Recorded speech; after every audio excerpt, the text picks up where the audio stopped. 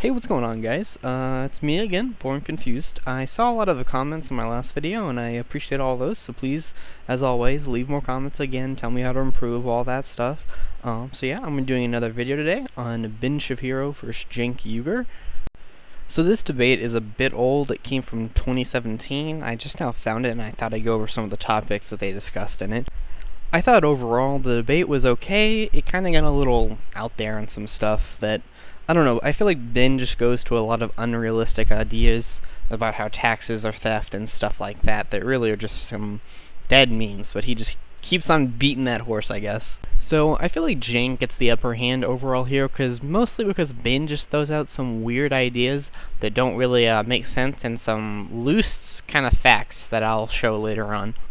So before we start, I just want to say I want you guys to separate the arguments from who is saying them, because I know Cenk has a lot of memes about him being an SJW and trash and a bunch of other things, but I don't really want to focus on that too much because I agree with some of the things he says and I disagree with some of the things he says, but the arguments he makes here are pretty solid.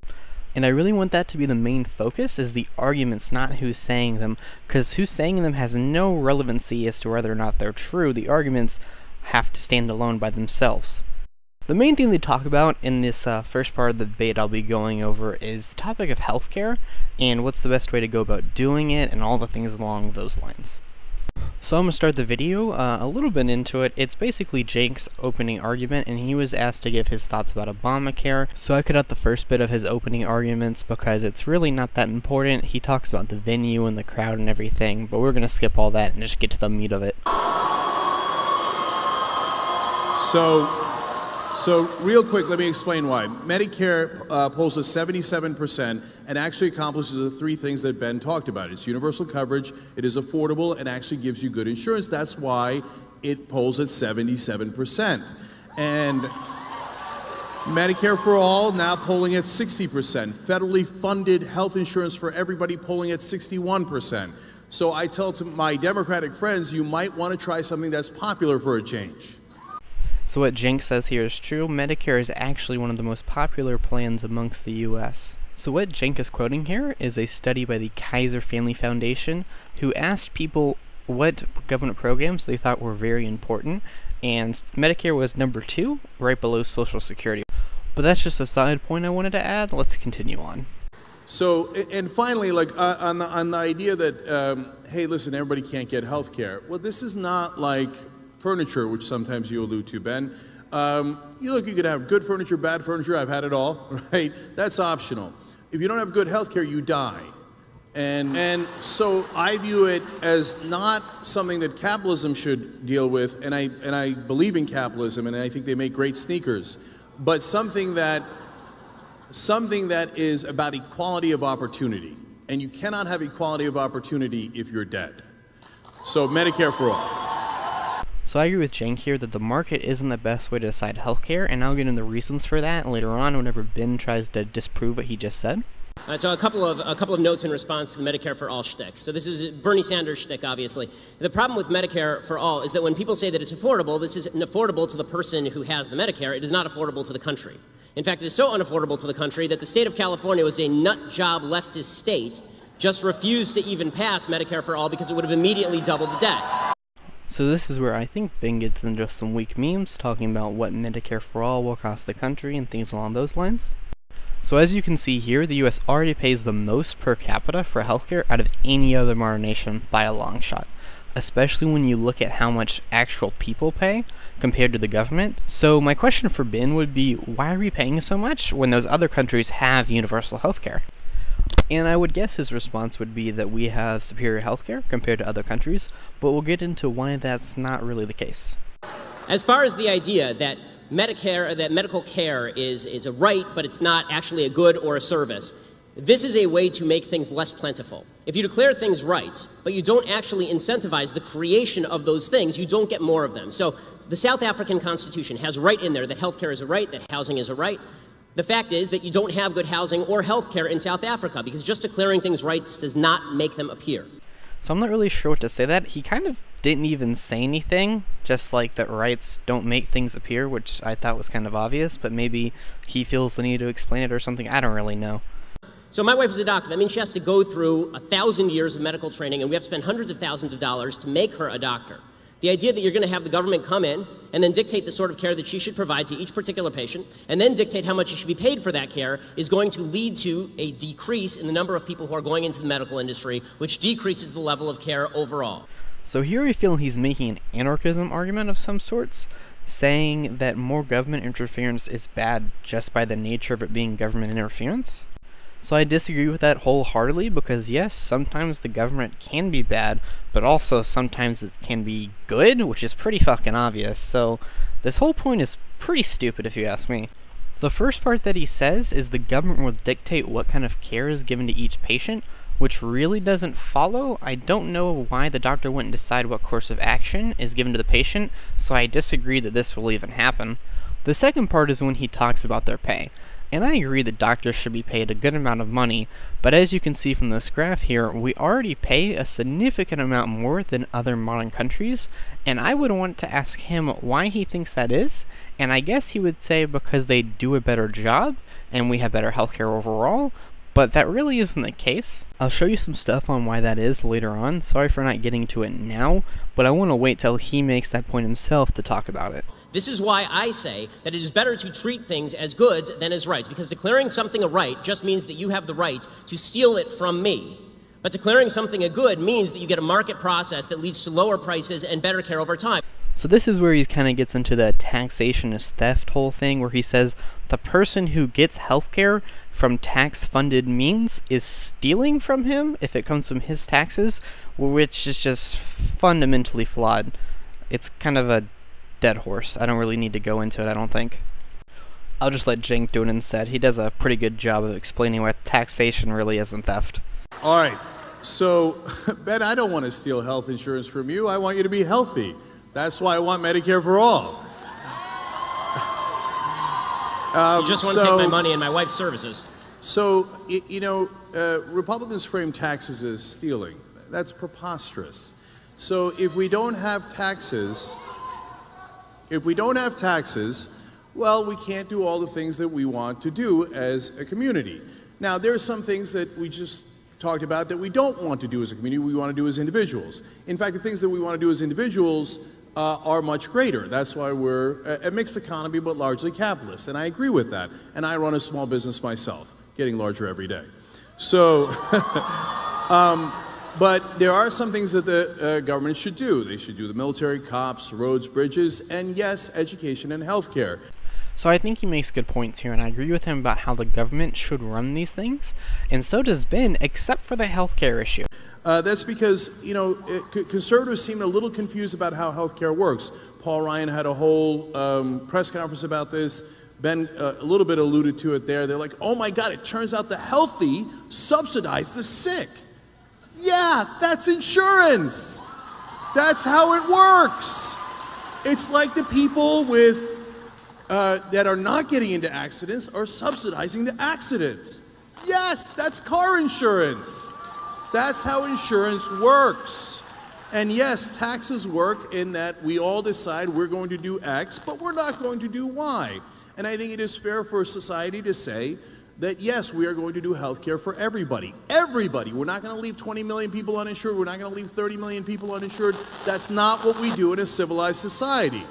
So Cenk just states a bunch of blatantly obvious points about taxes, the fact that we need them to fund programs that benefit the people in society and make people's lives better. It seems so weird that Cenk has to argue for taxes as a general concept, because it seems like a pretty understood thing in society, and it just seems weird that Ben is in a way arguing for no taxes, or no governments, or anarchism. I'm really not sure what he's arguing for.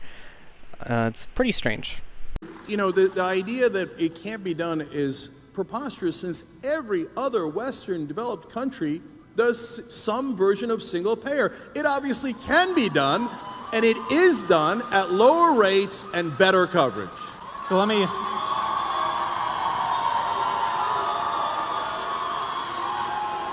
add something to this question, and you can respond to it if you want to, but Cenk referenced Paul Ryan. When the Republicans took control of Congress, Paul Ryan, the Speaker of the House, famously said, we need to switch from being an opposition party to being a proposition party. So what's your evaluation, Ben, of their efforts in that direction to unite the party and move legislation forward? I mean, we all have eyes. They suck at it. I mean, and Paul Ryan is not exactly my go-to guy when it comes to political acumen and genius. So I'd more want to respond to some of the contentions that Cenk was making about Medicare for all and single-payer health care. A couple of things. One, when you say we pay for it, that's not technically true. The idea that everybody who's paying into Medicaid paid for it and now they get out what they paid in is obviously not true. It is a redistributive program, and to pretend otherwise is just silly. The people who are paying the payroll taxes are not the people who are taking out through Medicaid, obviously. Can I just address that super quick? So if we're talking about Medicare, right? Not Medicaid. Right. So in Medicare, so you're both correct and incorrect. So it's not like I put in $20 and I get $20 back. That part is true. Right. But we all pay into Medicare together, and then we all get it when we are can I sick. ask you a question? I have two questions, really serious questions. One. So Ben makes a pretty fucking stupid argument here, and it really just hurts my brain to think that he thought that was a good idea to say all that shit. And Cenk sets him straight on this, and you can really tell how quickly Ben wants to get off that topic and starts trying to ask another question when it's pretty obvious he just doesn't know what he's talking about on the subject. What is your ideal tax rate? Because it's going to cost a lot of money for a lot of this stuff. And two, what is your ideal level of medical care? Because the fact is that we can spend millions of dollars on people at end-of-life care. We can spend millions of dollars on surgeries and preventative care. I mean, healthcare is an expensive business, even under a single-payer system, which is why generally you end up with rationing. So what is your ideal level of healthcare that is provided to everyone, and what sort of tax rate are you proposing to subsidize that? Yeah. So those are very, very fair questions. So let's talk about taxes for a second. So conservatives agree or say all the time that the golden era of America was the 1950s and 1960s. Well, there's a lot of truth to that. Our economy was booming at the time, and we became the #1 economy in the world at that time. The tax rate for the highest bracket fluctuated between 70 and 91%. So that is when we were at our best. Now, I want to be clear. I'm also a businessman, and boy, that seems high. It does, okay? And one of the reasons my family were Republicans when I was growing up was because before Reagan came in, the highest marginal tax rate was 70%. So now we are nowhere near that. We have reduced taxes to bare bones, and we have shifted the taxes onto the middle class and away from the rich and corporations. So there is a much better balance to be had. And if you said to me, well, you're going to have $800 in taxes that are new, I say, wow, that hurts. But you're going to save $1,000 in premiums, deal. That is a deal I will take every time because I can do math. Okay. So I agree with him here that while we will have to increase taxes, the savings that will come to the citizens will be more than the amount their taxes are increased, saving people money overall. So all this sounds great, except for the fact that Medicare, Medicaid, and Social Security eat up 66% of the federal budget every single year. The idea that all of these socialized medicine countries have it so much better than we do, particularly in terms of cancer care, is a joke. We are still #1 in terms of 5-year cancer survival rate here in the United States. So this is where Ben starts talking about the 5-year survival rate for cancer. And as you can see by the picture on the screen, yes, we do have an overall better 5-year survival rate, but the difference is extremely small. I went through the process of adding all these columns up, and altogether the US survival rate is 71.96%, and comparable countries is 71.1. This is such a small margin that it's almost not even influential. It's completely just irrelevant. I would also say that this stat is an almost irrelevant way to measure the quality of a country's healthcare system. It seems like a really cherry-picked stat that makes him right, but not even by a significant margin. But Ben, honestly, you're cherry picking there at one particular area that we're good. Overall, we're number 37. That is not a good result. Well, you have so to break if we're down not what that dying means. from cancer, we're dying from other things. It's empirical. We are not as healthy. So if you heard what Ben said in the middle of him being destroyed, he said that you have to break down why we are number 37, so let's do that for him and figure out why we are number 37.